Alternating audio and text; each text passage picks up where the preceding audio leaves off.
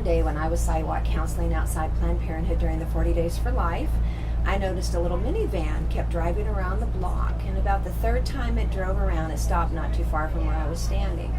And I noticed that the woman was motioning for me to come over.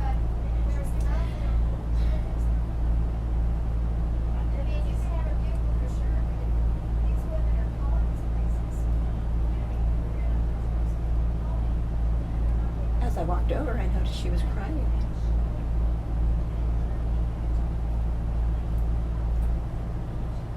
She said, "I was here 3 years ago, and I walked in where you're standing. I took literature, and at the last minute I got up off the abortion table. And I want you to meet my 3-year-old daughter in the back seat."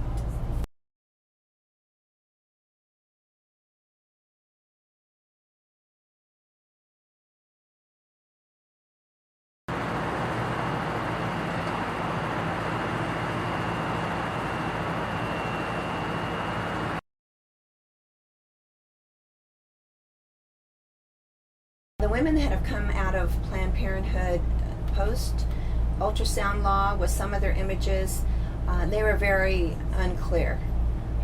Not what I would be expecting to see on the ultrasound image for how far along they are in their pregnancy. And just recently we even had a lady who said the doctor the day before said he could see nothing. And the minute we started the ultrasound here in our mobile clinic, the baby was very visible, and the man that was with her was shocked to see that it had a head and arms and legs. And it all has to do with the ultrasound, and I think the ease that we're getting them in here, because women are more familiar with the fact that they have to have an ultrasound. I don't think that was ever really talked about much before. In fact, most of the general public didn't realize that an ultrasound was done before every abortion anyway.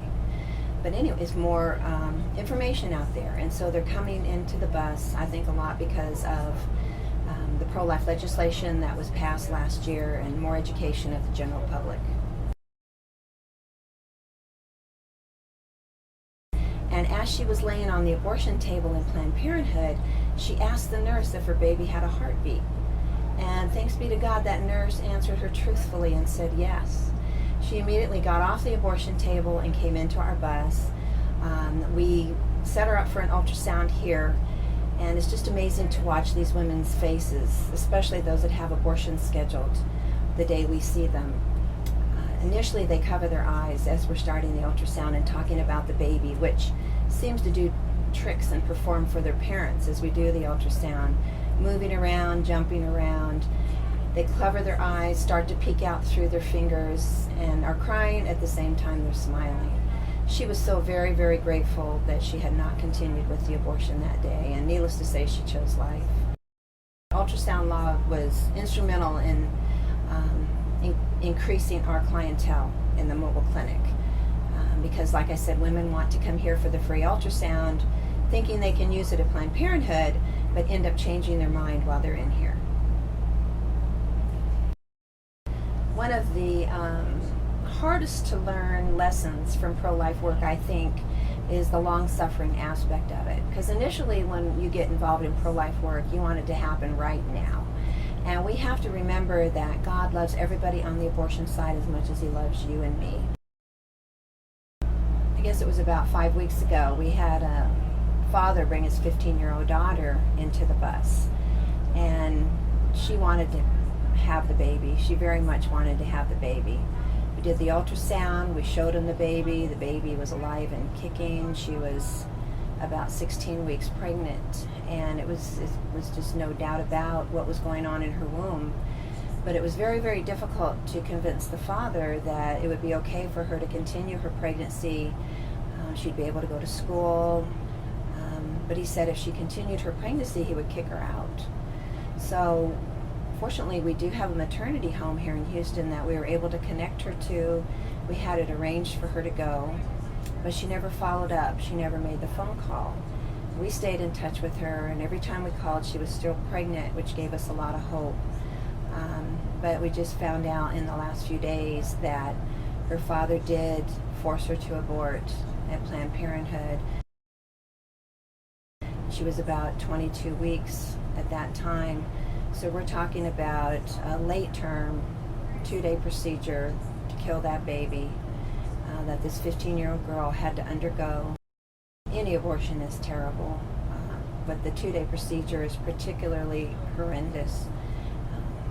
The baby is dismembered and brought out in pieces after the dilating of the cervix has begun the day before. There's many wonderful stories that come from the bus, but unfortunately there's still a few where the women go on and abort their children.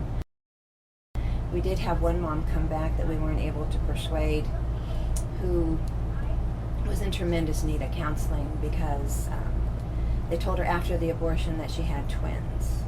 And I don't know why that would make a particular difference, but it really did for this woman to know that, because a woman knows that when you have an abortion, you're taking the life of your unborn child. It's against a woman's nature to take the life of her children. And she was very disturbed that she'd had not only one baby, but 2 babies die that day. The UPS guy going down the street, he stopped. He saw people in prayer, and he said, "I just want to stop and tell you all that my wife and I were here 18 years ago, and we stopped and talked to the pro-lifers on the street, and I want to tell you my little girl's going to college this year."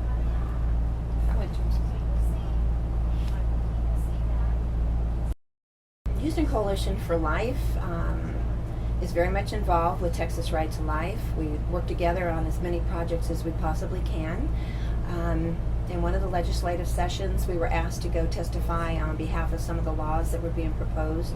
One was on the coercion that we have witnessed outside Planned Parenthood, and another was on the young girls that we see entering Planned Parenthood who are usually being coerced. And we've seen them looking extremely young, and girls these days look older than they are, but we've seen some that look like they were 10 and 11 and 12 years old being brought in by a man, or we saw one girl who had a woman on both sides of her holding onto her arms as she was crying and basically being drug in.